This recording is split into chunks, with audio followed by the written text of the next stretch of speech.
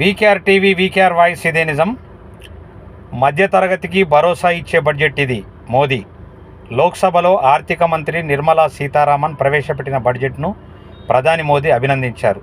ఇది మధ్యతరగతి ప్రజలకు భరోసా ఇచ్చే బడ్జెట్, దళితులు, అణగారిన వర్గాలకు శక్తినిచ్చే బడ్జెట్, చిరు వ్యాపారులు, ఎంఎస్ఎంఈల అభివృద్ధికి కొత్త బాటలు వేశాం. మౌలిక తయారీ రంగాలను బలోపేతం చేసేలా బడ్జెట్ ఉంది. నైపుణ్యాభివృద్ధికి పెద్దపీట వేశాం. యువతరం కలలు నెరవేర్చేలా చేయడమే మా లక్ష్యం అని మోదీ పేర్కొన్నారు. మరి ఇది మంచి ఆలోచనే.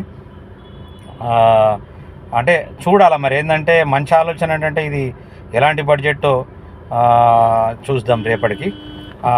Thank you very much. Please subscribe my channel and subscribe my like and share comment please. Thank you very much.